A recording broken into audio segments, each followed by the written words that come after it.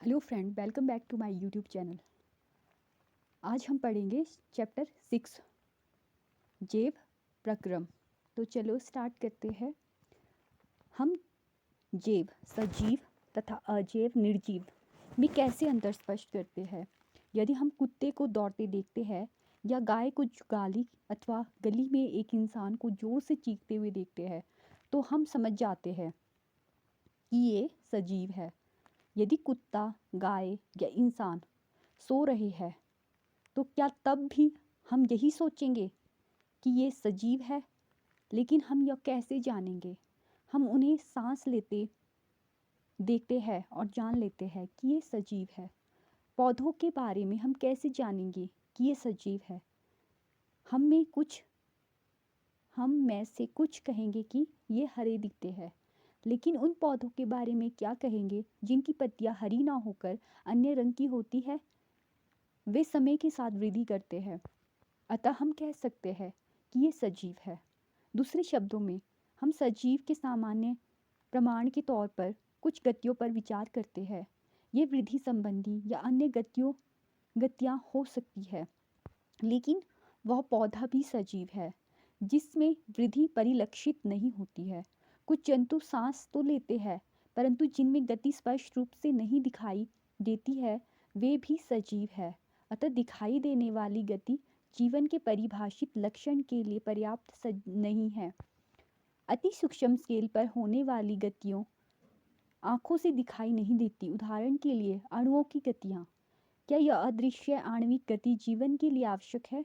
यदि हम यह प्रश्न किसी व्यवसायी जीव विज्ञानी से करें तो उसका उत्तर सकारात्मक होगा। वास्तव में विषाणु के अंदर आणविक गति नहीं होती है जब तक वे किसी कोशिका को संक्रमित नहीं करते हैं। अतः इसी कारण यह विवाद बना हुआ है कि वे वास्तव में सजीव है या नहीं। जीवन के लिए आणविक गतियाँ क्यों आवश्यक है? पूर्व कक्षाओं में हम यह देख चुके हैं कि सजीव की संरचना सुसंगठित होती है। उनमें ऊतक हो सकते हैं, ऊतकों में कोशिकाएं होती है, कोशिकाओं में छोटे घटक होते हैं। सजीव की यह संगठित एवं सुव्यवस्थित संरचना समय के साथ साथ पर्यावरण के प्रभाव के कारण विघटित होने लगती है। यदि यह व्यवस्था टूटती है तो जीव और अधिक समय तक जीवित नहीं रह पाएगा। अतः जीवों के शरीर को मरम्मत तथा अनुरक्षण की आवश्यकता होती है, क्योंकि ये सभी संरचना अणुओं से बनी होती है। अतः उन्हें अणुओं को लगातार गतिशील बनाए रखना चाहिए। सजीवों में अनुरक्षण प्रक्रम कौन से है? आइए खोजते हैं। ये प्रक्रम क्या है? जीवों का अनुरक्षण कार्य निरंतर होना चाहिए। यह उस समय भी चलता रहता है जब वे कोई विशेष कार्य नहीं करते। जब हम सो रहे हो अथवा कक्षा में बैठे हो, उस समय भी यह अनुरक्षण का काम चलता रहना चाहिए। वे सभी प्रक्रम जो सम्मिलित रूप से अनुरक्षण का कार्य करते हैं जैव प्रक्रम कहलाते हैं, क्योंकि क्षति तथा टूट फूट रोकने के लिए अनुरक्षण प्रक्रम की आवश्यकता होती है। अतः इसके लिए उन्हें ऊर्जा की आवश्यकता होगी। यह ऊर्जा एकल जीव के शरीर के बाहर से आती है, इसलिए ऊर्जा के स्रोत का बाहर से जीव के शरीर में स्थानांतरण के लिए कोई प्रक्रम होना चाहिए। इस ऊर्जा के स्रोत को हम भोजन तथा शरीर के अंदर लेने के प्रक्रम को पोषण कहते हैं। यदि जीव में शारीरिक वृद्धि होती है तो इसके लिए उसे बाहर से अतिरिक्त कच्ची सामग्री की भी आवश्यकता होगी, क्योंकि पृथ्वी पर जीवन कार्बन आधारित अणुओं पर निर्भर है। अतः अधिकांश खाद्य पदार्थ भी कार्बन आधारित है। इन कार्बन स्रोतों की जटिलता के अनुसार विविध जीव भिन्न प्रकार के पोषण प्रक्रम को प्रयुक्त करते हैं। चूँकि पर्यावरण किसी एक जीव के नियंत्रण में नहीं है, अतः ऊर्जा के ये बाह्य स्रोत विविध प्रकार के हो सकते हैं। शरीर के अंदर ऊर्जा के इन स्रोतों के विघटन का निर्माण की आवश्यकता होती है, जिससे ये अंततः ऊर्जा के एक समान स्रोत में परिवर्तित हो जाने चाहिए। यह विभिन्न आणविक गतियों के लिए एवं विभिन्न जीव शरीर के अनुरक्षण तथा शरीर की वृद्धि के लिए आवश्यक अणुओं के निर्माण में उपयोगी है। इसके लिए शरीर के अंदर रासायनिक क्रियाओं की एक श्रृंखला की आवश्यकता है। उपचयन अपचयन अभिक्रियाएं अणुओं के विघटन की कुछ सामान्य रासायनिक युक्तियाँ हैं। इसके लिए बहुत से जीव शरीर के बाहरी स्रोत से ऑक्सीजन प्रयुक्त करते हैं। शरीर के बाहर से ऑक्सीजन को ग्रहण करना तथा कोशिकीय आवश्यकताओं के अनुसार खाद्य स्रोत के विघटन में उसका उपयोग श्वसन कहलाता है। एक एक कोशिकीय जीव की पूरी सतह पर्यावरण के संपर्क में रहती है, अतः इन्हें भोजन ग्रहण करने के लिए, गैसों का आदान प्रदान करने के लिए या वर्ज्य पदार्थ के निष्कासन के लिए किसी विशेष अंग की आवश्यकता नहीं होती है। लेकिन जब जीव के शरीर का आकार बढ़ता है तथा शारीरिक अभिकल्प अधिक जटिल हो जाता है, तब क्या होता है? बहुकोशिकीय जीवों में सभी कोशिकाएं अपने आसपास के पर्यावरण के सीधे संपर्क में नहीं रह सकती, अतः साधारण विसरण सभी कोशिकाओं की आवश्यकताओं की पूर्ति नहीं कर सकता है। हम पहले भी देख चुके हैं कि बहुकोशिकीय जीवों में विभिन्न कार्यों को करने के लिए भिन्न भिन्न अंग विशिष्टीकृत हो जाते हैं। हम इन विशिष्टीकृत ऊतकों से तथा जीव के शरीर में उनके संगठन से परिचित हैं। अतः इसमें कोई आश्चर्य नहीं है कि भोजन तथा ऑक्सीजन का अंतःग्रहण भी विशिष्टीकृत ऊतकों का कार्य है। परंतु इससे एक समस्या पैदा होती है। यद्यपि भोजन एवं ऑक्सीजन का अंतःग्रहण कुछ विशिष्ट अंगों द्वारा ही होता है, परंतु शरीर के सभी भागों को इनकी आवश्यकता होती है। इस स्थिति में भोजन एवं ऑक्सीजन को एक स्थान से दूसरे स्थान तक ले जाने के लिए वहन तंत्र की आवश्यकता होती है। जब रासायनिक अभिक्रियाओं में कार्बन स्रोत तथा ऑक्सीजन का उपयोग ऊर्जा प्राप्ति के लिए होता है, तब ऐसे उपोत्पाद भी बनते हैं जो शरीर की कोशिकाओं के लिए न केवल अनुपयोगी होते हैं, बल्कि वे हानिकारक भी हो सकते हैं। इन अपशिष्ट उत्पादों उपोत्पादों को शरीर से बाहर निकालना अति आवश्यक होता है। इस प्रक्रम को हम उत्सर्जन कहते हैं। यदि बहुकोशिकीय जीवों में शरीर अभिकल्पना के मूल नियमों का पालन किया जाता है, तो उत्सर्जन के लिए विशिष्ट ऊतक विकसित हो जाएगा। इसका अर्थ है कि परिवहन तंत्र की आवश्यकता अपशिष्ट पदार्थों को कोशिका से इस उत्सर्जन ऊतक तक पहुंचाने की होगी। आइए हम जीवन का अनुरक्षण करने वाले आवश्यक प्रक्रमों के बारे में एक एक करके विचार करते हैं। पोषण। जब हम टहलते हैं या साइकिल की सवारी करते हैं, तो हम ऊर्जा का उपयोग करते हैं। उस स्थिति में भी जब हम कोई आभासी क्रियाकलाप नहीं कर रहे हैं, हमारे शरीर में क्रम की स्थिति के अनुरक्षण करने के लिए ऊर्जा की आवश्यकता होती है। वृद्धि, विकास, प्रोटीन संश्लेषण आदि में हमें बाहर से भी पदार्थों की आवश्यकता होती है। यह ऊर्जा का स्रोत तथा पदार्थ जो हम खाते हैं वह भोजन है। सजीव अपना भोजन कैसे प्राप्त करते हैं? सभी जीवों में ऊर्जा तथा पदार्थ की सामान्य आवश्यकता समान है, लेकिन इसकी आपूर्ति भिन्न विधियों से होती है। कुछ जीव अकार्बनिक स्रोतों से कार्बन डाइऑक्साइड तथा जल के रूप में सरल पदार्थ प्राप्त करते हैं। ये जीव स्वपोषी है, जिनमें सभी हरे पौधे तथा कुछ जीवाणु हैं। अन्य जीव जटिल पदार्थों का उपयोग करते हैं। इन जटिल पदार्थों को सरल पदार्थों में खंडित करना अनिवार्य है, ताकि ये जीव के समारक्षण तथा वृद्धि में प्रयुक्त हो सके। इसे प्राप्त करने के लिए जीव जैव उत्प्रेरक का उपयोग करते हैं, जिन्हें एंजाइम कहते हैं। अतः विषमपोषी उत्तरजीविता के लिए प्रत्यक्ष या परोक्ष रूप से स्वपोषी पर आश्रित होते हैं। जंतु तथा कवक इसी प्रकार के विषमपोषी जीवों में सम्मिलित है। स्वपोषी पोषण। स्वपोषी जीव की कार्बन तथा ऊर्जा की आवश्यकताएं प्रकाश संश्लेषण द्वारा पूरी होती है। यह वह प्रक्रम है जिसमें स्वपोषी बाहर से लिए पदार्थों को ऊर्जा संचित रूप में परिवर्तित कर देता है। ये पदार्थ कार्बन डाइऑक्साइड तथा जल के रूप में लिए जाते हैं, जो सूर्य के प्रकाश तथा क्लोरोफिल की उपस्थिति में कार्बोहाइड्रेट में परिवर्तित कर दिए जाते हैं। कार्बोहाइड्रेट पौधों को ऊर्जा प्रदान करने में प्रयुक्त होते हैं। अगले अनुभाग में हम अध्ययन करेंगे कि यह कैसे होता है।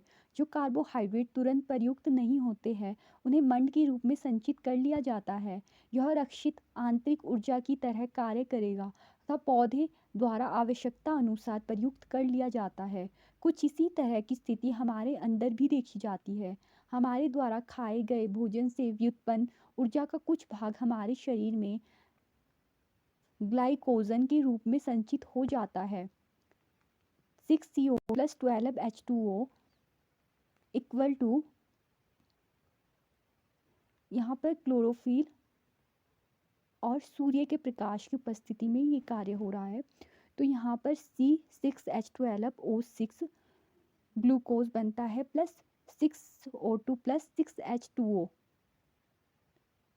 के अनुबंध के हम देख सकते हैं और हम देखते हैं ये प्रकाश संश्लेषण प्रक्रम में वास्तव में क्या होता है। इस प्रक्रम के दौरान निम्नलिखित घटनाएं होती है। क्लोरोफिल द्वारा प्रकाश ऊर्जा को अवशोषित करना, प्रकाश ऊर्जा को रासायनिक ऊर्जा में रूपांतरित करना तथा जल अणुओं का हाइड्रोजन तथा ऑक्सीजन में अपघटन, कार्बन डाइऑक्साइड का कार्बोहाइड्रेट में अपचयन। यह आवश्यक नहीं है कि चरण तत्काल एक के बाद दूसरा हो। उदाहरण के लिए मरुद्भिद पौधे रात्रि में कार्बन डाइऑक्साइड लेते हैं और एक मध्यस्थ उत्पाद बनाते हैं। दिन में क्लोरोफिल ऊर्जा अवशोषित करके अंतिम उत्पाद बनाता है। आइए हम देखें कि उपरोक्त अभिक्रिया का प्रत्येक घटक प्रकाश संश्लेषण के लिए किस प्रकार आवश्यक है। यदि आप ध्यानपूर्वक एक पत्ती की अनुप्रस्थ काट का सूक्ष्मदर्शी द्वारा अवलोकन करेंगे तो आप नोट करेंगे कि कुछ कोशिकाओं में हरे रंग के बिंदु दिखाई देते हैं। ये हरे बिंदु कोशिकांग है जिन्हें क्लोरोप्लास्ट कहते हैं। इनमें क्लोरोफिल होता है। आइए हम एक क्रियाकलाप करते हैं जो दर्शाता है कि प्रकाश संश्लेषण के लिए क्लोरोफिल आवश्यक है। क्रियाकलाप 6.1 गमले में लगा एक शबलित पत्ती वाला पौधा लीजिए। उदाहरण के लिए मनी प्लांट या क्रॉटन का पौधा। पौधे को 3 दिन अंधेरे कमरे में रखिए ताकि उसका संपूर्ण मंड प्रयुक्त हो जाए। अब पौधे को लगभग 6 घंटे के लिए सूर्य के प्रकाश में रखिए। पौधे से एक पत्ती तोड़ लीजिए, इसमें हरे भाग को अंकित करिए तथा उन्हें एक कागज़ पर ट्रेस कर लीजिए। कुछ मिनट के लिए इस पत्ती को उबलते पानी में डाल दीजिए। इसके बाद इसे अल्कोहल से भरे बीकर में डुबो दीजिए। इस बीकर को सावधानी से जल ऊष्मक में रखकर तब तक गर्म करिए जब तक अल्कोहल उबलने ना लगे। पत्ती के रंग का क्या होगा? विलयन का रंग कैसा हो जाता है? अब कुछ मिनट के लिए इस पत्ती को आयोडीन के तनु विलयन में डाल दीजिए। पत्ती को बाहर निकालकर उसके आयोडीन को धो डालिए। पत्ती के रंग का अवलोकन कीजिए और प्रारंभ में पत्ती को जो ट्रेस किया था उससे उसकी तुलना कीजिए। पत्ती के विभिन्न भागों में मड की उपस्थिति के बारे में आप क्या निष्कर्ष निकालते हैं? शबलित पत्ती मंड परीक्षण से पहले और मंड परीक्षण के बाद। अब हम अध्ययन करते हैं कि पौधे कार्बन डाइऑक्साइड कैसे प्राप्त करते हैं। कक्षा 9 में हमने रंध्र की चर्चा की थी। चित्र 6.3 जो पत्ती की सतह पर सूक्ष्म छिद्र होते हैं।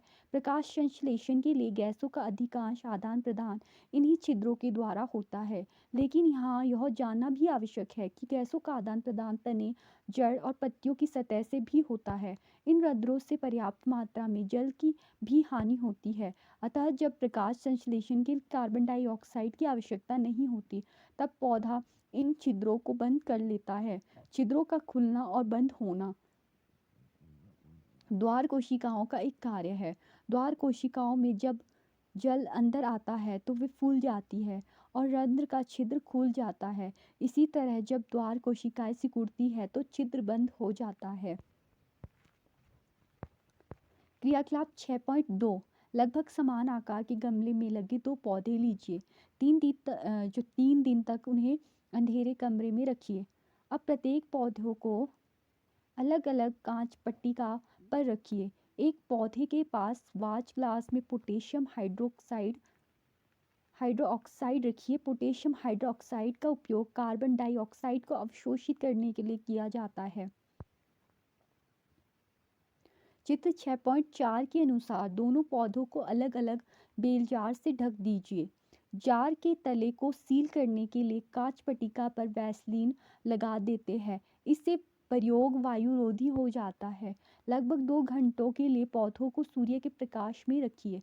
प्रत्येक पौधों से एक पत्ती तोड़िए तथा उपरोक्त क्रियाकलाप की तरह इसमें मड की उपस्थिति की जांच कीजिए। क्या दोनों पत्तियां समान मात्रा में मड की उपस्थिति दर्शाती है? इस क्रियाकलाप से आप क्या निष्कर्ष निकालते हो? उपरोक्त 2 क्रियाकलापों के आधार पर क्या हम ऐसा प्रयोग कर सकते हैं जिससे प्रदर्शित हो सके कि प्रकाश संश्लेषण के लिए सूर्य के प्रकाश की आवश्यकता होती है? अब हम यह चर्चा कर चुके हैं कि स्वपोषी अपनी ऊर्जा आवश्यकता की पूर्ति कैसे करते हैं। लेकिन उन्हें भी अपने शरीर के निर्माण के लिए अन्य कच्ची सामग्री की आवश्यकता होती है। स्थलीय पौधे प्रकाश संश्लेषण के लिए आवश्यक जल की पूर्ति जड़ों द्वारा मिट्टी में उपस्थित जल के अवशोषण से करते हैं। नाइट्रोजन, फास्फोरस, लोहा तथा मैग्नीशियम सरीखे अन्य पदार्थ भी मिट्टी से लिए जाते हैं। नाइट्रोजन एक आवश्यक तत्व है जिसका उपयोग प्रोटीन तथा अन्य यौगिकों के संश्लेषण में किया जाता है। इसे अकार्बनिक नाइट्रेट का नाइट्राइट के रूप में लिया जाता है। इन्हें उन कार्बनिक पदार्थों के रूप में लिया जाता है जिन्हें जीवाणु वायुमंडलीय नाइट्रोजन से बनाते हैं। विषम पोषी पोषण। प्रत्येक जीव अपने पर्यावरण के लिए अनुकूलित है। भोजन के स्वरूप एवं उपलब्धता के आधार पर पोषण की विधि विभिन्न प्रकार की हो सकती है। इसके अतिरिक्त यह जीव के भोजन ग्रहण करने के ढंग पर भी निर्भर करती है। उदाहरण के लिए, यदि भोजन स्रोत अचल है जैसे कि घास, या गतिशील है जैसे हिरण, दोनों प्रकार के भोजन का अधिगम का तरीका भिन्न भिन्न है तथा गाय व शेर किस पोषक उपकरण का उपयोग करते हैं। जीवों द्वारा भोजन ग्रहण करने और उसके उपयोग की अनेक युक्तियां हैं। कुछ जीव भोज्य पदार्थों का विघटन शरीर के बाहर ही कर देते हैं तथा और तब उसका अवशोषण करते हैं। फफूंदी, ईस्ट तथा मशरूम आदि कवक इसके उदाहरण हैं। अन्य जीव संपूर्ण भोज्य पदार्थ का अंतर्ग्रहण करते हैं तथा उनका पाचन शरीर के अंदर होता है। जीव द्वारा किस भोजन का अंतःग्रहण किया जाता है या किया जाए तो उसकी पाचन की विधि उसके शरीर की अभिकल्पना तथा कार्यशैली पर निर्भर करता है। घास, फल, कीट, मछली या मृत खरगोश खाने वाले जंतुओं के अंतर के बारे में आप क्या सोचते हैं? कुछ अन्य जीव पौधों और जंतुओं को बिना मारे उनसे पोषण प्राप्त करते हैं। यह पोषक फिरकी, अमरबेल, किलनी, जू, लीच और फीता कृमि सरीखे बहुत से जीवों द्वारा प्रयुक्त होती है। जीव अपना जो पोषण है कैसे करते हैं? क्योंकि भोजन और उसके अंतःग्रहण की विधि भिन्न है, अतः विभिन्न जीवों में पाचन तंत्र भी भिन्न है। एक कोशिक जीवों में भोजन संपूर्ण सतह से लिया जा सकता है, लेकिन जीव की जटिलता बढ़ने के साथ साथ विभिन्न कार्य करने वाले अंग विशिष्ट हो जाते हैं। उदाहरण के लिए अमीबा कोशिकीय सतह से अंगुली जैसे अस्थायी प्रवर्ध की मदद से भोजन ग्रहण करता है। यह प्रवर्ध भोजन के कणों को घेर लेते हैं तथा संगलित होकर खाद्य रिक्तिका बनाते हैं, जैसे चित्र 6.5 में दिखाया गया है। यहाँ पर केंद्रक है और खाद्य कण है अमीबा में, तो इसमें पादाक्ष और कूटपाद बी जो चित्र है उसमें दिखाया गया है। सी में जो है इसमें खाद्य रिक्तिका खाद्य कण है और डी में इसमें जो भी खाद्य इसने पोषण लेना है वो ले लेता है और बाकी का ये बाहर निकाल देता है। तो यहाँ पे है तथा संगलित होकर खाद्य रिक्तिका बनाते हैं। रिक्तिका के अंदर जटिल पदार्थों का विघटन सरल पदार्थों में किया जाता है और वे कोशिका द्रव्य में विस्तृत हो जाते हैं। बचा हुआ अपच पदार्थ कोशिका की सतह की ओर गति करता है तथा शरीर से बाहर निष्कासित कर दिया जाता है। पैरामीशियम भी एक कोशिकीय जीव है। इसकी कोशिका का एक निश्चित आकार होता है तथा भोजन एक विशिष्ट स्थान से ही ग्रहण किया जाता है। भोजन इस स्थान तक पश्चाभ की गति द्वारा पहुंचता है जो कोशिका की पूरी सतह को ढके होते हैं। मनुष्य में पोषण। आहार नाल मूल रूप से मुंह से गुदा तक विस्तृत एक लंबी नली है। चित्र 6.6 में हम इस नली के विभिन्न भागों को देख सकते हैं। जो भोजन हमारे शरीर में एक बार प्रविष्ट हो जाता है उसका क्या होता है, हम यहाँ पर प्रक्रम की चर्चा करते हैं। क्रियाकलाप 6.3 1 ml मड का घोल 1% 2 परखनलियों ए तथा बी में लीजिए। परखनली ए में 1 ml लार डालिए तथा दोनों परखनलियों को 20 से 30 मिनट तक शांत छोड़ दीजिए। अब प्रत्येक परखनली में कुछ बूंद तनु की डालिए। किस परखनली में आपको रंग में परिवर्तन दिखाई दे रहा है? दोनों परखनलियों में मड की उपस्थिति के बारे में यह क्या इंगित करता है? यह लार की मड पर क्रिया के बारे में क्या दर्शाता है? हम तरह तरह के भोजन खाते हैं जिन्हें उसी भोजन नली से गुजरना होता है। प्राकृतिक रूप से भोजन को एक प्रक्रम से गुजरना होता है जिससे वह उसी प्रकार के छोटे छोटे कणों में बदल जाता है। इसे हम दांतों से चबाकर पूरा कर देते हैं क्योंकि आहार का आस्तर बहुत कोमल होता है, अतः भोजन को गीला किया जाता है ताकि इसका मार्ग आसान हो जाए। जब हम अपनी पसंद का कोई पदार्थ खाते हैं तो हमारे मुंह में पानी आ जाता है। यह वास्तव में केवल जल नहीं है, यह लाला ग्रंथि से निकलने वाला एक रस है जिसे लाला रस या लार कहते हैं। जिस भोजन को हम खाते हैं उसका दूसरा पहलू उसकी जटिल रचना है। यदि इसका अवशोषण आहार नाल द्वारा करना है तो इसे छोटे अणुओं में खंडित करना होगा। यह काम जैव उत्प्रेरक द्वारा किया जाता है जिन्हें हम एंजाइम कहते हैं। लार में भी एक एंजाइम होता है जिसे लार एमीलेस कहते हैं। यह मन जटिल अणु को सरल शर्करा में खंडित कर देता है। भोजन को चबाने के दौरान पेशीय जीवा भोजन को लार के साथ पूरी तरह मिला देती है। आहार नली के हर भाग में भोजन की नियमित रूप से गति उसके सही ढंग से प्रक्रमित होने के लिए आवश्यक है। यह कर्माकुचक गति पूरी भोजन नली में होती है। मुंह से आमाशय तक भोजन ग्रसिका या इसोफेंगस द्वारा ले लिया जाता है। आमाशय एक बृहत अंग है जो भोजन के आने पर फैल जाता है।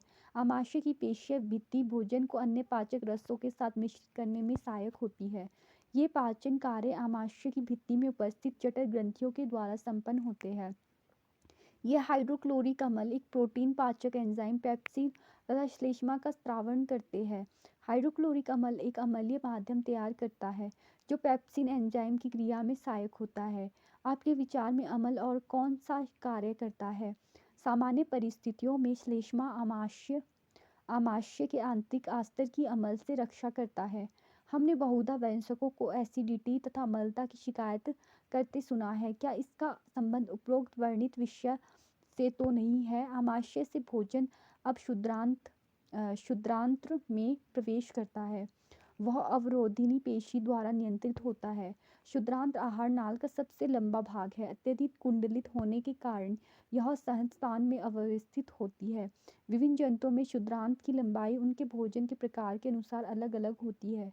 घास खाने वाले शाकाहारी का सेल्यूलोज पचाने के लिए लंबी क्षुद्रांत्र की आवश्यकता होती है। मांस का पाचन सरल है, अतः बाघ जैसे मांसाहारी की क्षुद्रांत्र छोटी होती है।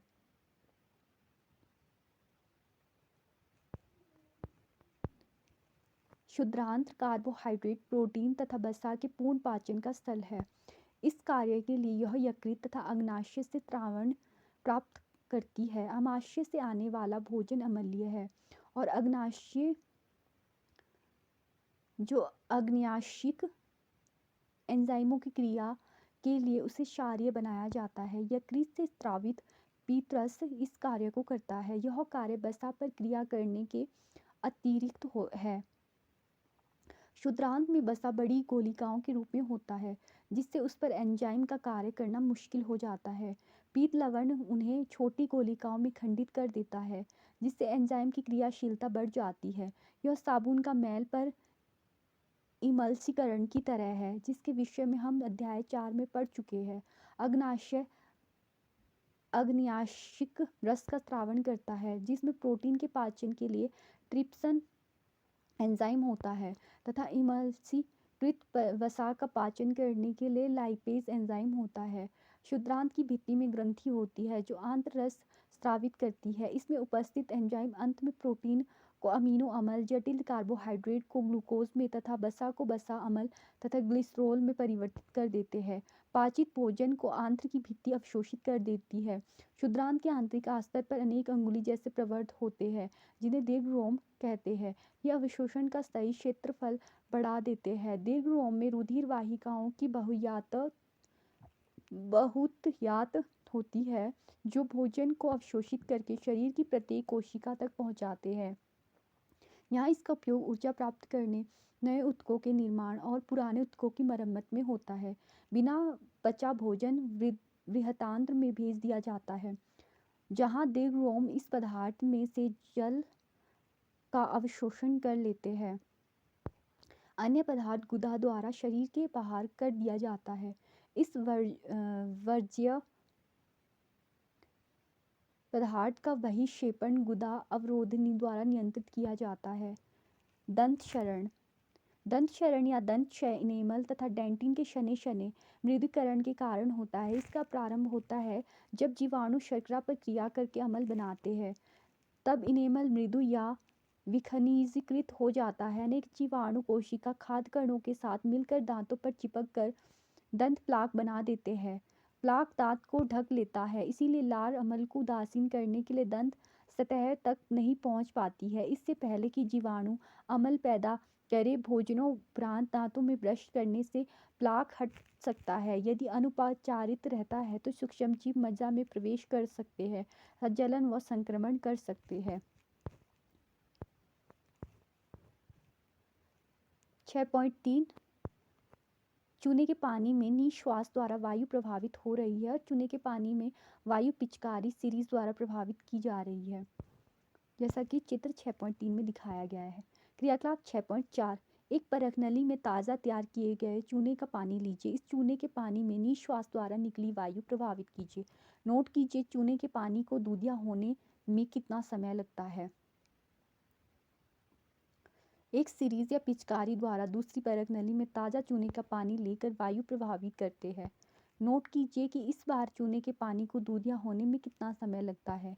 निश्वास द्वारा निकली वायु में कार्बन डाइऑक्साइड की मात्रा के बारे में यह हमें क्या दर्शाता है। क्रियाकलाप 6.5 किसी फल का रस या चीनी का घोल लेकर उसमें कुछ ईस्ट डालिए। एक छिद्र वाली कॉर्क लगी परख नली में इस मिश्रण को ले जाइए। कॉर्क में मुड़ी हुई कांच की नली लगाइए। कांच की नली के स्वतंत्र सिरे को ताज़ा तैयार चूने के पानी वाली परख नली में ले जाइए।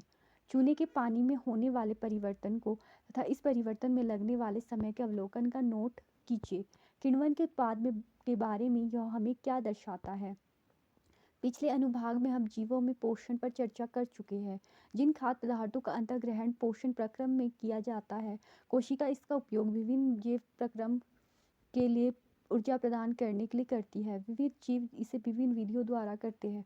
कुछ जीव ऑक्सीजन का उपभोग ग्लूकोज को पूर्णतः कार्बन डाइऑक्साइड तथा जल में विघटित करने के लिए करते हैं, जबकि कुछ अन्य जीव दूसरे पथ का उपयोग करते हैं जिसमें ऑक्सीजन प्रयुक्त नहीं होती। इन सभी अवस्थाओं में पहला चरण ग्लूकोज एक 6 कार्बन वाले अणु का 3 कार्बन वाले अणु पायरूवेट में विघटन है। यह प्रक्रम कोशिका द्रव्य में होता है। इसके पश्चात पायरूवेटन इथेनॉल तथा कार्बन डाइऑक्साइड में परिवर्तित हो जा सकता है। यह प्रक्रम किण्वन के समय इस में होता है। क्योंकि यह प्रक्रम वायु ऑक्सीजन की अनुपस्थिति में होता है, इसे अवायवीय श्वसन कहते हैं। पायरूवेटन का विघटन ऑक्सीजन का उपयोग करके माइटोकॉन्ड्रिया में होता है। यह प्रक्रम 3 कार्बन वाले पायरूवेट के अणु को विघटित करके 3 कार्बन डाइऑक्साइड के अणु देता है। दूसरा उत्पाद जल, क्योंकि यह प्रक्रम वायु की उपस्थिति में होता है, यह वायवीय श्वसन कहलाता है। वायवीय श्वसन में ऊर्जा का मोचन अवायवीय श्वसन की अपेक्षा बहुत अधिक होता है। कभी कभी जब हमारी पेशी कोशिकाओं में ऑक्सीजन का अभाव हो जाता है तो पायरूवेट के विघटन के लिए दूसरा पथ अपनाया जाता है। यहाँ पायरूवेट एक अन्य 3 कार्बन वाले अणु लैक्टिक अम्ल में परिवर्तित हो जाता है। अचानक किसी क्रिया के होने से हमारी पेशियों में लैक्टिक अम्ल का निर्माण होना क्रैम्प का कारण हो सकता है।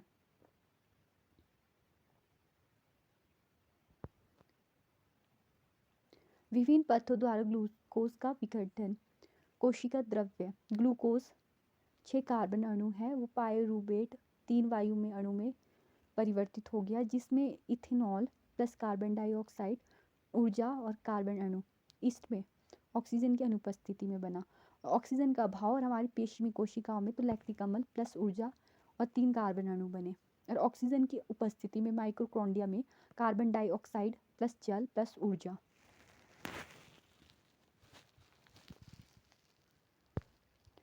कोशिकीय श्वसन द्वारा मोचित ऊर्जा तत्काल ही एटीपी नामक अणु के संश्लेषण में प्रयुक्त हो जाती है, जो कोशिका की अन्य क्रियाओं के लिए ईंधन की तरह प्रयुक्त होता है। एटीपी के विघटन से एक निश्चित मात्रा में ऊर्जा मोचित होती है, जो कोशिका के अंदर होने वाली आंतरोशिक क्रियाओं का परिचालन करती है। एटीपी अधिकांशतः कोशिकीय प्रक्रमों के लिए एटीपी ऊर्जा मुद्रा है। श्वसन प्रक्रम में मोचित ऊर्जा का उपयोग एटीपी तथा अकार्बनिक फॉस्फोर से एटीपी अणु बनाने में किया जाता है। ATP plus P phosphate plus ऊर्जा, यहाँ पे ऊर्जा की उपस्थिति में ADP minus P is equal to ATP. आंतरोष्मी प्रक्रम जो कोशिका के अंदर तब इसी एटीपी का उपयोग क्रियाओं के परिचालन में करते हैं। जल का उपयोग करने के बाद एटीपी में जब अंतःस्थ फॉस्फेट संलग्नता खंडित होती है तो 30.5 kg पर मोल के तुल्य ऊर्जा मोचित होती है। सोचिए कैसे एक बैटरी विभिन्न प्रकार के उपयोग के लिए ऊर्जा प्रदान करती है। यह यांत्रिक ऊर्जा, प्रकाश ऊर्जा, विद्युत ऊर्जा और इसी प्रकार के अन्य के लिए उपयोग में लाई जाती है। इसी तरह कोशिका में एटीपी का उपयोग पेशियों के सिकुड़ने, प्रोटीन संश्लेषण, तंत्रिका आवेग का संचरण आदि अनेक क्रियाओं के लिए किया जाता है। क्योंकि वायवीय श्वसन पथ ऑक्सीजन पर निर्भर करता है, अतः वायवीय जीवों को यह सुनिश्चित करने की आवश्यकता है कि पर्याप्त मात्रा में ऑक्सीजन ग्रहण की जा रही है। हम देख चुके हैं कि पौधे गैसों का आदान प्रदान रंध्र के द्वारा करते हैं और अंतरकोशिकीय अवकाश यह सुनिश्चित करते हैं कि सभी कोशिकाएं वायु के संपर्क में हैं। यहाँ कार्बन डाइऑक्साइड तथा ऑक्सीजन का आदान प्रदान विसरण द्वारा होता है। ये कोशिकाओं में या उससे दूर बाहर वायु में जा सकती है। विसरण की दिशा पर्यावरणीय अवस्थाओं तथा पौधों की आवश्यकताओं पर निर्भर करती है। रात्रि में जब कोई प्रकाश संश्लेषण की क्रिया नहीं हो रही है, कार्बन डाइऑक्साइड का निष्कासन की मुख्य आदान प्रदान क्रिया है। दिन में श्वसन के दौरान निकली कार्बन डाइऑक्साइड प्रकाश संश्लेषण में प्रयुक्त हो जाती है, अतः कोई कार्बन डाइऑक्साइड नहीं निकलती। इस समय ऑक्सीजन का निकलना मुख्य घटना है। जंतुओं में पर्यावरण में ऑक्सीजन लेने और उत्पादित कार्बन डाइऑक्साइड से छुटकारा पाने के लिए भिन्न प्रकार के अंगों का विकास हुआ। स्थलीय जंतु वायुमंडलीय ऑक्सीजन लेते हैं, परंतु जो जंतु जल में रहते हैं उन्हें जल में विलय ऑक्सीजन ही उपयोग करने की आवश्यकता है। क्रियाकलाप 6.6 एक जलशाला में मछली का अवलोकन कीजिए। वह अपना मुंह खोलती और बंद करती रहती है। साथ ही आंखों के पीछे क्लोम छिद्र या क्लोम छिद्र को ढकने वाला प्रच्छेद भी खुलता और बंद होता रहता है। फिर है क्या मुंह और क्लोम जो छिद्र है के खुलने और बंद होने के समय में किसी प्रकार का समन्वय है? गिनती करो कि मछली 1 मिनट में कितनी बार मुंह खोलती और बंद करती है। इसकी तुलना आप अपनी श्वास को 1 मिनट में अंदर और बाहर करने से कीजिए।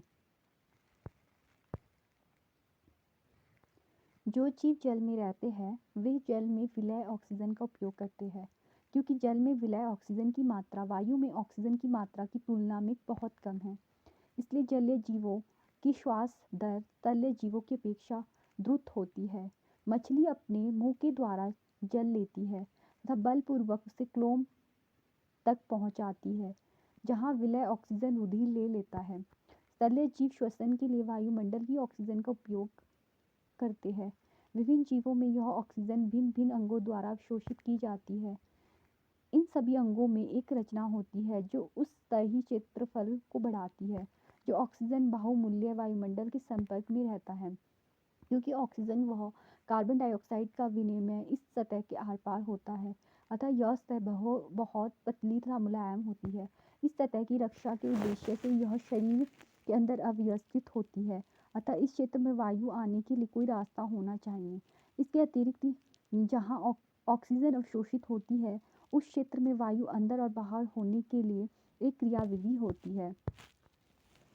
और अधिक जाने तंबाकू का सीधे मनुष्य में चित्र 6.9 वायु शरीर के अंदर नासाद्वार द्वारा जाती है। नासाद्वार द्वारा जाने वाली वायु मार्ग में उपस्थित महीन बालों द्वारा निस्पंदित हो जाती है, जिससे शरीर में आ जाने वाली वायु धूल तथा दूसरी अशुद्धियाँ रहित होती है। इस मार्ग में श्लेष्मा की परत होती है जो इस प्रक्रम में सहायक होती है। यहाँ से वायु कंठ द्वारा फुफ्फुस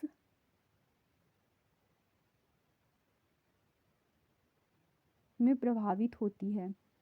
कंठ में उपास्थि के वलय उपस्थित होते हैं। यह सुनिश्चित करता है कि वायु मार्ग में निपतित ना हो। यहाँ चित्र में नासाद्वार, मुख गुहा, ग्रसनी, कंठ, श्वास नली, उपास्थि वलय, फुफ्फुस, श्वसनी, श्वसनिका, कुपिका कोश, डायफ्राम, पसलिया, श्वसन जो श्वसनिकाएं ये चित्र में दिखाई गई है, इसके द्वारा ही वायु अंदर जाती है। फिर है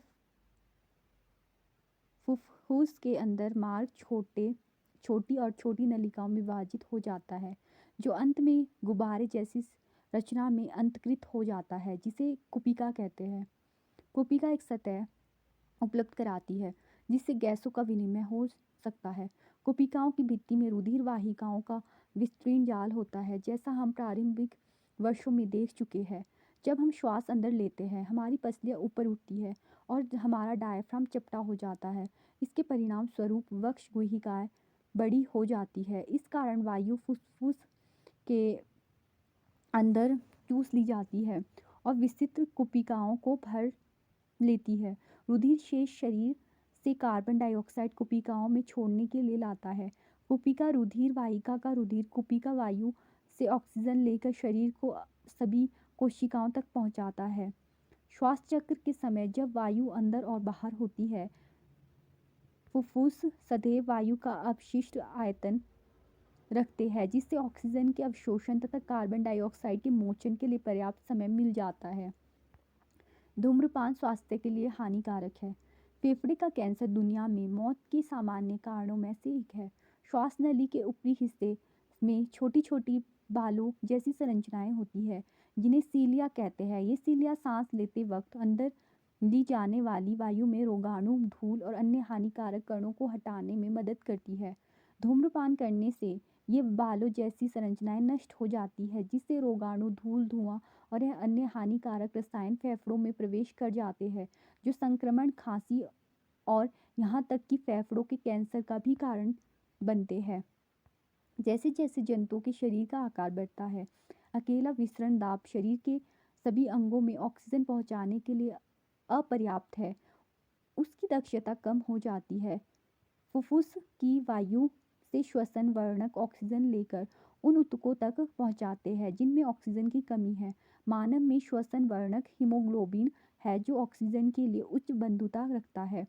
यह वर्णक लाल रुधिर कर्णिकाओं में उपस्थित होता है। कार्बन डाइऑक्साइड जल में अधिक विलय है, इसलिए इसका परिवहन हमारे रुधिर में विलय अवस्था में होता है। यदि कुपिकाओं की सतह को फैला दिया जाता है या जाए तो यह लगभग 80 वर्ग मीटर क्षेत्र ढक लेती है। क्या आप अनुमान लगा सकते हैं कि अपने शरीर का सतही क्षेत्रफल कितना होगा? विचार कीजिए कि विनिमय के लिए विस्तृत सतह उपलब्ध होने पर गैसों का विनिमय कितना दक्ष हो जाता है। यदि हमारे शरीर में विसरण द्वारा ऑक्सीजन गति करती है, तो हमारे फुफ्फुस से ऑक्सीजन के एक अणु को पैर के अंगुष्ठ तक पहुंचने में अनुमानतः 3 वर्ष का समय लगेगा। क्या आपको इससे प्रसन्नता नहीं हुई कि हमारे पास हीमोग्लोबिन है? वहन 6.4.1 मानव में वहन। अपने आसपास के एक स्वास्थ्य केंद्र का भ्रमण कीजिए और ज्ञात कीजिए कि मनुष्य में हीमोग्लोबिन की मात्रा का सामान्य परिसर क्या है। क्या यह बच्चे और वयस्क के लिए समान है? क्या पुरुष और महिलाओं के लिए हीमोग्लोबिन स्तर में कोई अंतर है?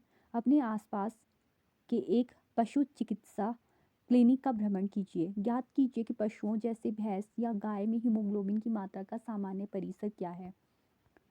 क्या यह मात्रा बछड़ों में नर तथा मादा जंतुओं में समान है? नर तथा मादा मानव में व जंतुओं में दिखाई देने वाले अंतर की तुलना कीजिए। यदि कोई अंतर है तो उसे कैसे समझाओगे? पिछले अनुभाग में हम देख चुके हैं कि रुधिर, भोजन, ऑक्सीजन तथा वर्ज्य पदार्थों का हमारे शरीर में वहन करता है। कक्षा 9 में हमने सीखा था कि रुधिर एक तरल संयोजी ऊतक है। रुधिर में एक तरल माध्यम होता है जिसे प्लाज्मा कहते हैं। इनमें कोशिकाएं निलंबित होती है। प्लाज्मा भोजन, कार्बन डाइऑक्साइड, नाइट्रोजनी वर्ज्य पदार्थों को विलीन रूप में वहन करता है। ऑक्सीजन को लाल रुधिर कणिका में ले जाती है। बहुत से अन्य पदार्थ जैसे लवण का वहन भी रुधिर के द्वारा ही होता है। अतः हमें एक पंपन यंत्र की आवश्यकता होती है जो रुधिर को अंगों के आसपास धकेल सके। नलियों के एक परिपथ की आवश्यकता होती है जो रुधिर को सभी ऊतकों तक भेज सके, तथा एक तंत्र की जो यह सुनिश्चित करे कि इस परिपथ में यदि कभी टूट फूट होती है तो इसकी मरम्मत हो सके। हमारा पंप हृदय।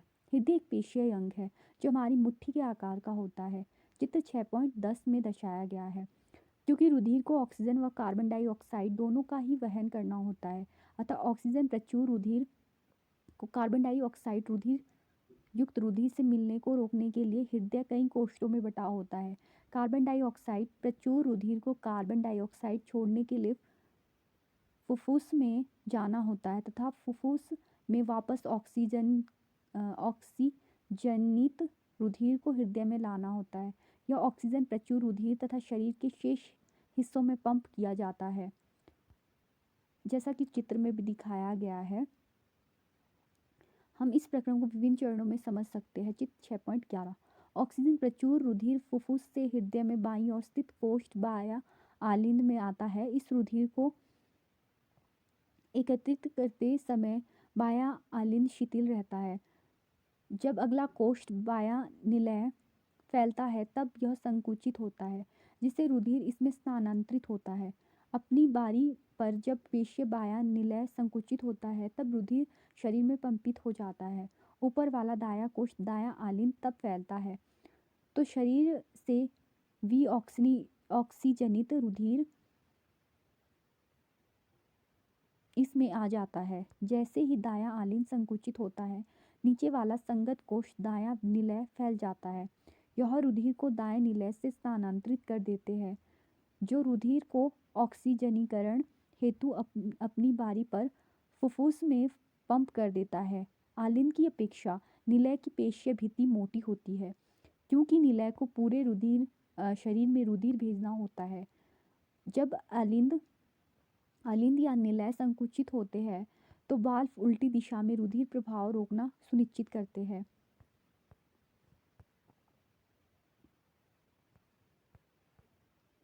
फुफ्फुस में ऑक्सीजन रुधिर में प्रवेश करती है। हृदय का दायां व बायां बंटवारा ऑक्सीजनित तथा विऑक्सीजनित रुधिर को मिलने से रोकने में लाभदायक होता है। इस तरह का बंटवारा शरीर को उच्च दक्षतापूर्ण ऑक्सीजन की पूर्ति कराता है। पक्षी और स्तनधारी सरीखे जंतुओं को जिन्हें उच्च ऊर्जा की आवश्यकता होती है, यह बहुत लाभदायक है, क्योंकि इन्हें अपने शरीर का तापक्रम बनाए रखने के लिए निरंतर ऊर्जा की आवश्यकता होती है। उन जंतुओं में जिन्हें इस कार्य के लिए ऊर्जा का उपयोग नहीं करना होता है, शरीर का तापक्रम पर्यावरण के तापक्रम पर निर्भर होता है। जल, स्थल, चर या बहुत से सरीसृप जैसे जंतुओं में 3 कोशिकीय हृदय होता है और ये ऑक्सीजनित तथा विऑक्सीजनित रुधिर धारा को कुछ सीमा तक मिलना भी सहन कर लेते हैं। दूसरी ओर मछली के हृदय में केवल 2 कोष्ठ होते हैं। यहाँ से रुधिर क्लोम में भेजा जाता है, जहाँ यह ऑक्सीजनित होता है और सीधा शरीर में भेज दिया जाता है। इस तरह मछलियों के शरीर में एक चक्र में केवल एक बार ही रुधिर हृदय में जाता है।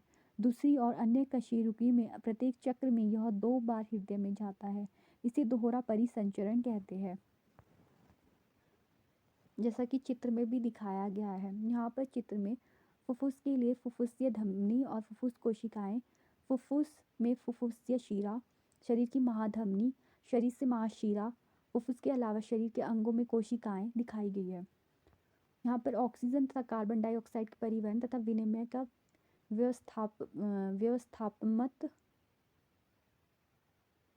व्यवस्थात्मक निरूपण किया गया है। रक्तदाब। रुधिर वाहिकाओं की भित्ति के विशुद्ध जो दाब लगता है उसे रक्तदाब कहते हैं। यह दाब शिराओं की अपेक्षा धमनियों में बहुत अधिक होता है। धमनी के अंदर रुधिर का दाब निलय प्रकुंचन संकुचन के दौरान प्रकुंचन दाब तथा निलय अनुशीतलन शीतलन के दौरान धमनी के अंदर का दाब अनुशीतलन दाब कहलाता है। सामान्य प्रकुंचन दाब लगभग 120 mm पारा तथा अनुशीतलन दाब जो दाब है वो लगभग 80 mm पारा होता है। यहाँ पर रक्त दाब 120/80 120 प्रकुंचन और 80 अनुशीतलन मापा जाता है। रबर कफ वायु से फूल जाता है। कफ में दाब 120 से ऊपर 120 धमनी बंद है और कफ में दाब 120 से नीचे स्टेथोस्कोप से ध्वनि सुनी जाती है। कफ में दाब 80 से नीचे तो ध्वनि सुनाई नहीं देती है। अगर कफ में दाब 120 से नीचे है तो स्टेथोस्कोप से हम उसको देख सकते हैं, परंतु अगर 80 से कम होता है तो ध्वनि सुनाई नहीं देती है। और कफ में दाब अगर 120 से ऊपर हो तो धमनी बंद है।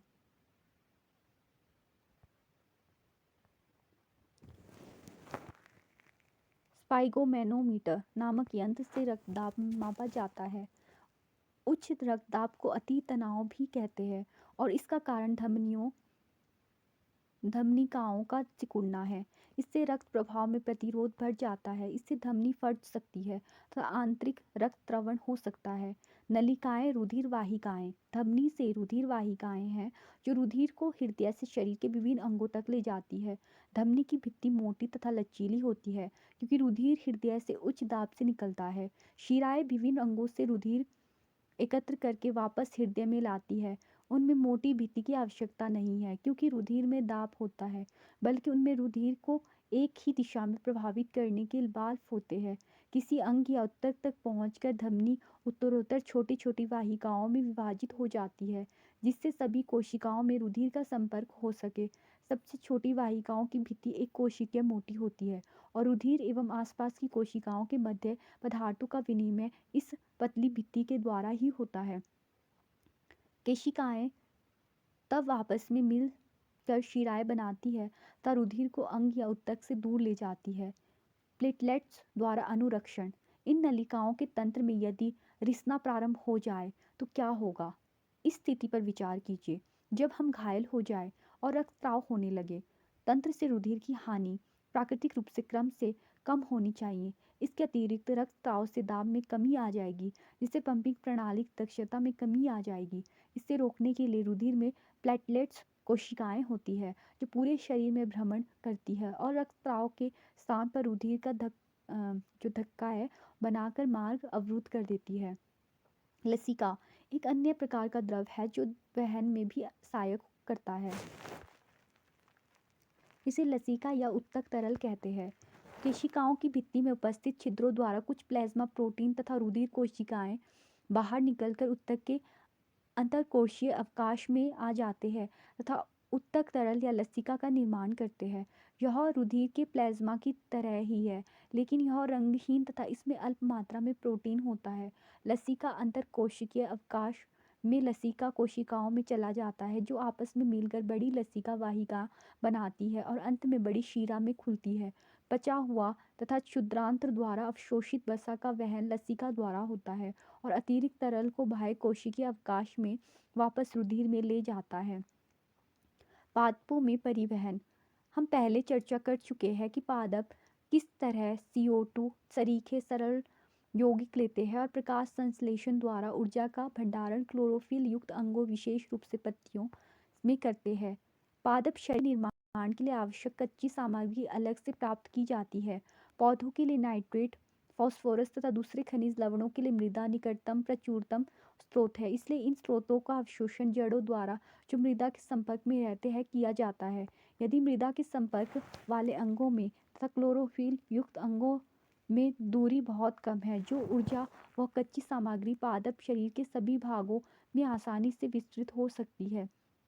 यदि पादप शरीर की अभिकल्पना में परिवर्तन के कारण ये दूरियां बढ़ जाती है तो पत्तियों में कच्ची सामग्री तथा जड़ों में ऊर्जा उपलब्ध कराने के लिए विसरण प्रक्रम पर्याप्त नहीं होगा।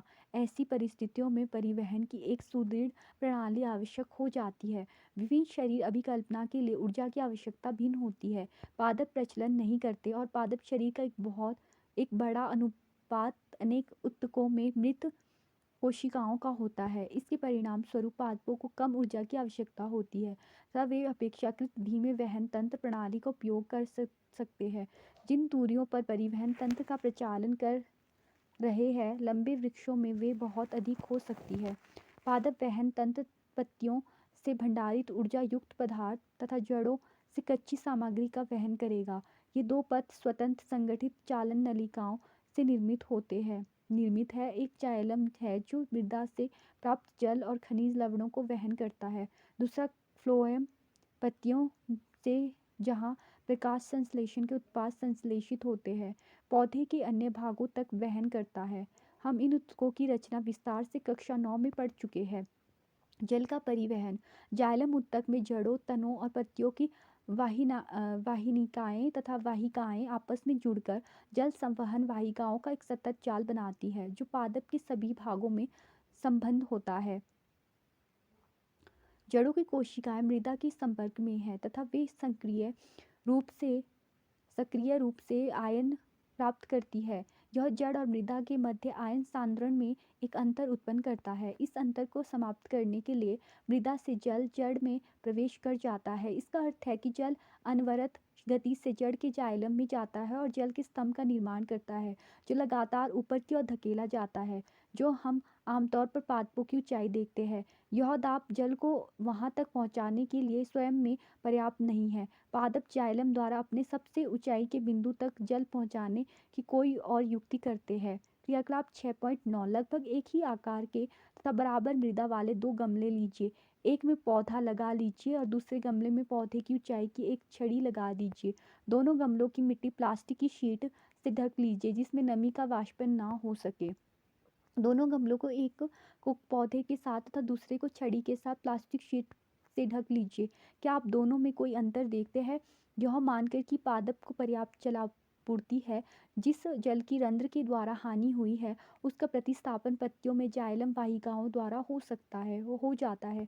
वास्तव में कोशिका से जल के अणुओं का वाष्पन एक चूषण उत्पन्न करता है जो जल को जड़ों में उपस्थित जाइलम कोशिका द्वारा खींचता है। पादप के वायवीय भागों द्वारा वाष्प के रूप में जल की हानि वाष्पोत्सर्जन कहलाती है। अतः वाष्पोत्सर्जन जल के अवशोषण एवं जड़ से पत्तियों तक जल तथा उसमें विलय खनिज लवणों के ऊपरी मुखी गति में सहायक है। यह ताप के नियमन में भी सहायक है। जल के वहन में मूल दाब रात्रि के समय विशेष रूप से प्रभावी है। दिन में जब रंध्र खुले हैं वाष्पोत्सर्जन कर्षण जाइलम में जल की गति के लिए मुख्य प्रेरक बल होता है। भोजन तथा दूसरे पदार्थों का स्थानांतरण। अब तक हम पादप में जल और खनिज लवणों की जो चर्चा कर चुके हैं।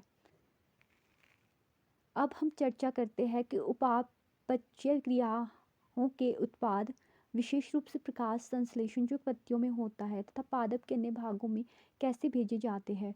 प्रकाश संश्लेषण के विलय उत्पादों का वहन स्थानांतरण कहलाता है और यह संवहन ऊतक के फ्लोएम नामक भाग द्वारा होता है।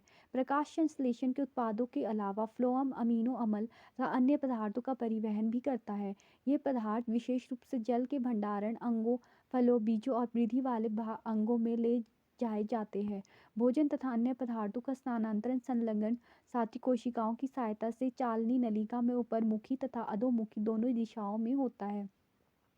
जाइलम द्वारा परिवहन, जिसे सामान्य भौतिक बलों द्वारा समझाया जा सकता है, से विपरीत फ्लोएम द्वारा स्थानांतरण है जो ऊर्जा के उपयोग से पूरा होता है। सुक्रोज सरीखे पदार्थ फ्लोएम ऊतक में एटीपी से प्राप्त ऊर्जा से ही स्थानांतरित होते हैं। यह ऊतक का प्रसारण दाब बढ़ा देता है जिससे जल इसमें प्रवेश कर जाता है। यह दाब पदार्थों को फ्लोएम से उस ऊतक तक ले जाता है जहां दाब कम होता है तथा फ्लोएम को पादप की आवश्यकता के अनुसार पदार्थों का स्थानांतरण कराता है। उदाहरण के लिए बसंत में जड़ व तने के ऊतकों को भंडारित शर्करा का स्थानांतरण कलिकाओं में होता है जिसे वृद्धि के लिए ऊर्जा की आवश्यकता होती है। 6.5 उत्सर्जन। हम चर्चा कर चुके हैं जीव प्रकाश संश्लेषण तथा श्वसन में जनित वर्ज्य गैसों से कैसे छुटकारा पाते हैं। अन्य उपापचय क्रियाओं में जनित नाइट्रोजन युक्त पदार्थों का निकलना आवश्यक है। वह जैव प्रक्रम जिससे इन हानिकारक उपापचय वर्ज्य पदार्थों का निष्कासन होता है उत्सर्जन कहलाता है। विभिन्न जंतु इसके लिए विविध युक्तियां करते हैं। बहुत से एक कोशिकीय जीव इन अपशिष्टों को शरीर की सतह से जल में विस्तृत कर देते हैं। जैसा हम अन्य प्रक्रम में देख चुके हैं, जटिल बहुकोशिकीय जीव इस कार्य को पूरा करने के लिए विशिष्ट अंगों का उपयोग करते हैं। मानव में उत्सर्जन। मानव के उत्सर्जन तंत्र चित्र 6.13 में एक दिखाया गया है। जो उत्सर्जन तंत्र में एक जोड़ा वृक्क, जैसा कि चित्र में दिखाया गया है, बाई वृक्क धमनी, बायां वृक्क, बाई वृक्क शिरा, महाधमनी, बाई मूत्रवाहिनी, महाशिरा, मूत्राशय, मूत्रमार्ग और शीशन इसमें दिखाया गया है। यहाँ पर क्या बोल रहे हैं कि जो चित्र में एक जोड़ा वृक्क, एक मूत्रवाहिनी, एक मूत्राशय, एक मूत्रमार्ग होता है। वृक्क उत्तर में रीढ़ की हड्डी के दोनों ओर स्थित होता है। वृक्क में मूत्र बनने के बाद मूत्रवाहिनी में होता हुआ मूत्राशय में आ जाता है, जहाँ तथा यहाँ तब तक एकत्र रहता है जब तक मूत्र मार्ग से यह निकल नहीं जाता है। मूत्र किस प्रकार तैयार होता है? मूत्र बनने का उद्देश्य रुधिर में से वर्ज्य पदार्थों को छानकर बाहर करना है। फुफ्फुस में CO2 रुधिर से अलग हो जाती है, जबकि नाइट्रोजनी वर्ज्य पदार्थ जैसे जो यूरिक अम्ल है, वृक्क में रुधिर से अलग कर लिए जाते हैं। यह कोई आश्चर्य की बात नहीं है कि वृक्क में आधारी निस्यंदन एकक फुफ्फुस की तरह ही बहुत पतली भित्ति वाली रुधिर कोशिकाओं का गुच्छ होता है। वृक्क में प्रत्येक केशिका गुच्छ एक नलिका के कप के आकार के सिरे के अंदर होता है। एक नलिका छने हुए मूत्र को एकत्र करती है। चित्र 6.14 में दिखाया गया। प्रत्येक वृक्क में ऐसे अनेक निस्यंदन एकक होते हैं जिन्हें वृक्काणु नेफ्रॉन कहते हैं, जो आपस में निकटता से पैक रहते हैं। प्रारंभिक निस्यंद में कुछ पदार्थ जैसे ग्लूकोज, अमीनो अम्ल, लवण और प्रचुर मात्रा में जल रह जाते हैं। जैसे जैसे मूत्र इस नलिका में प्रभावित होता है, इन पदार्थों का चयनित पुनर्अवशोषण हो जाता है। जल की मात्रा पुनर्अवशोषण शरीर में उपलब्ध अतिरिक्त जल की मात्रा पर तथा कितना विलय वज्र्य उत्सर्जित करता है यह निर्भर करता है। प्रत्येक वृक्क में बनने वाला मूत्र एक लंबी नलिका मूत्रवाहिनी में प्रवेश करता है, जो वृक्क को मूत्राशय से जोड़ती है। मूत्राशय में मूत्र भंडारित रहता है जब तक कि फैले हुए मूत्राशय का दाब मूत्रमार्ग द्वारा उसे बाहर ना कर दे। मूत्राशय पेशीय होता है, अतः यह तंत्रिका नियंत्रण में है। इसकी चर्चा हम कर चुके हैं। परिणाम स्वरूप हम प्राय मूत्र निकासी को नियंत्रित कर लेते हैं। यहाँ पे चित्र 6.14 में विक्राणु की संरचना दिखाई गई है। कोशिका गुच्छ, ग्लामेरुस, वोमन संपुट, वृक्क धमनी की शाखा, वृक्क शिरा की शाखा और वृक्क धमनी, जो कि ब्लू में दिखाई गई है, और संग्राहक वाहिनी दिखाई गई है। कृत्रिम वृक्क अपोहन उत्तरजीविता के लिए वृक्क जैव अंग है। कई कारक जैसे संक्रमण, आघात या वृक्क में सीमित रुधिर प्रवाह वृक्क की क्रियाशीलता को कम कर देते हैं। यह शरीर में विषैले अपशिष्ट को संचित कराता है, जिससे मृत्यु भी हो सकती है। वृक्क को अपक्रिय होने की अवस्था में कृत्रिम वृक्क का उपयोग किया जाता है। एक कृत्रिम वृक्क नाइट्रोजनी अपशिष्ट उत्पादों को रुधिर से अपोहन द्वारा निकालने की एक युक्ति है। कृत्रिम वृक्क बहुत ही अर्ध पारंगमय अस्तर वाली नलिकाओं से युक्त होती है। यह नलिका अपोहन द्रव से भरी टंकी में लगी होती है। इस द्रव का परासरण दाब रुधिर जैसा ही होता है, लेकिन इसमें नाइट्रोजनी अपशिष्ट नहीं होते हैं। रोगी के रुधिर को इन नलिकाओं से प्रभावित कराते हैं। रुधिर से अपशिष्ट उत्पाद विसरण द्वारा अपोहन द्रव में आ जाते हैं। शुद्धिकृत रुधिर वापस रोगी के शरीर में पंपित कर दिया जाता है। यह वृक्क के कार्य के समान है, लेकिन एक अंतर है कि इसमें कोई पुनर्अवशोषण नहीं है। प्राय एक स्वस्थ वयस्क में प्रतिदिन 180 लीटर आरंभिक निस्यंद वृक्क में होता है। यद्यपि एक दिन में उत्सर्जित मूत्र का आयतन वास्तव में 1 या 2 लीटर है, क्योंकि शेष निस्यंद वृक्क नलिकाओं में पुनर्अवशोषित हो जाता है।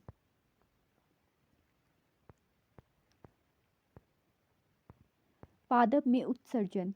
पादप उत्सर्जन के लिए जंतुओं से बिल्कुल भिन्न युक्तियां प्रयुक्त करते हैं। प्रकाश संश्लेषण में जनित ऑक्सीजन भी अपशिष्ट उत्पाद कही जा सकती है। हम पहले चर्चा कर चुके हैं कि पौधे ऑक्सीजन तथा कार्बन डाइऑक्साइड के साथ कैसा व्यवहार करते हैं। वे अतिरिक्त जल से वाष्पोत्सर्जन द्वारा छुटकारा पा सकते हैं।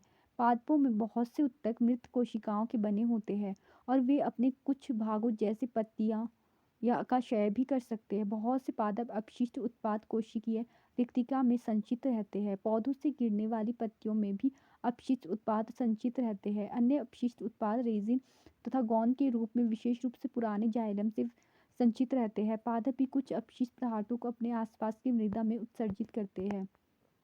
विचार करें अंगदान।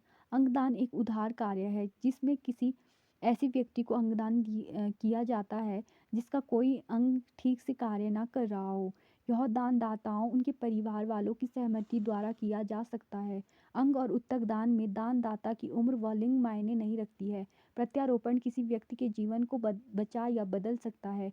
ग्राही के अंग खराब अथवा बीमारी या चोट की वजह से क्षतिग्रस्त होने के कारण अंग प्रत्यारोपण आवश्यक हो जाता है। अंगदान में किसी एक व्यक्ति दाता के शरीर से शल्य चिकित्सा द्वारा अंग निकालकर किसी अन्य व्यक्ति ग्राही के शरीर में प्रत्यारोपित किया जाता है। सामान्य प्रत्यारोपण में कोर्निया, गुर्दे, दिल, यकृत, अग्नाशय, फेफड़े, आंत, अस्थि मज्जा शामिल है। अधिकांशतः अंगदान व ऊतक दान दाता की मृत्यु के ठीक बाद होते हैं या जब डॉक्टर किसी व्यक्ति के मस्तिष्क को मृत घोषित करता है तब। लेकिन कुछ अंगों जैसे गुर्दे, यकृत का कुछ भाग, फेफड़े इत्यादि और ऊतकों का दान दाता के जीवित होने पर भी किया जा सकता है। आपने क्या सीखा? विभिन्न प्रकार की गतियों को जीवन सूचक माना जा सकता है। जीवन के अनुरक्षण के लिए पोषण, श्वसन, शरीर के अंदर पदार्थों का संवहन, अपशिष्ट उत्पादों का उत्सर्जन आदि प्रक्रम आवश्यक है। स्वपोषी पोषण में पर्यावरण से सरल अकार्बनिक पदार्थ लेकर तथा बाह्य ऊर्जा स्रोत जैसे सूर्य का उपयोग करके उच्च ऊर्जा वाले जटिल कार्बनिक पदार्थों का संश्लेषण करना है। विषमपोषी पोषण में दूसरे जीवों द्वारा तैयार किए जटिल पदार्थों का अंतःग्रहण होता है। मनुष्य में खाए गए भोजन का विखंडन भोजन नली के अंदर कई चरणों में होता है तथा पाचित भोजन क्षुद्रांत में अवशोषित करके शरीर को सभी कोशिकाओं में भेज दिया जाता है। श्वसन प्रक्रम में ग्लूकोज जैसे जटिल कार्बनिक यौगिकों का विखंडन होता है जिसे एटीपी का उपयोग कोशिका में होने वाले अन्य क्रियाओं को ऊर्जा प्रदान करने के लिए किया जाता है। श्वसन वायवीय अवायवीय हो सकता है। वायवीय श्वसन से जीव को अधिक ऊर्जा प्राप्त होती है। मनुष्य में ऑक्सीजन, कार्बन डाइऑक्साइड, भोजन, उत्सर्जित उत्पाद, सरीखे पदार्थों का वहन परिसंचरण तंत्र का कार्य होता है। परिसंचरण तंत्र में हृदय, रुधिर तथा रुधिर वाहिकाएं होती है। उच्च विभेदित पादपों में जल, खनिज, लवण, भोजन तथा अन्य पदार्थों का परिवहन संवहन ऊतक का कार्य है जिसमें जाइलम तथा फ्लोएम होते हैं। मनुष्य में उत्सर्जित उत्पाद विलयी नाइट्रोजनीय यौगिकों के रूप में वृक्क में विकिरणु नेफ्रॉन द्वारा निकाले जाते हैं। पादप अपशिष्ट पदार्थों से छुटकारा प्राप्त करने के लिए विविध तकनीकों का उपयोग करते हैं। उदाहरण के लिए अपशिष्ट पदार्थ कोशिका रिक्तिका में संचित किए जा सकते हैं या गोंद व रेजिन के रूप में या गिरती पत्तियों द्वारा दूर किया जा सकता है या वे आसपास की मृदा में उत्सर्जित कर देते हैं। Thank you for watching. अगर मेरी द्वारा दी गई इन्फॉर्मेशन आपको महत्वपूर्ण लगती है तो मेरे चैनल को लाइक, शेयर और सब्सक्राइब कर ले।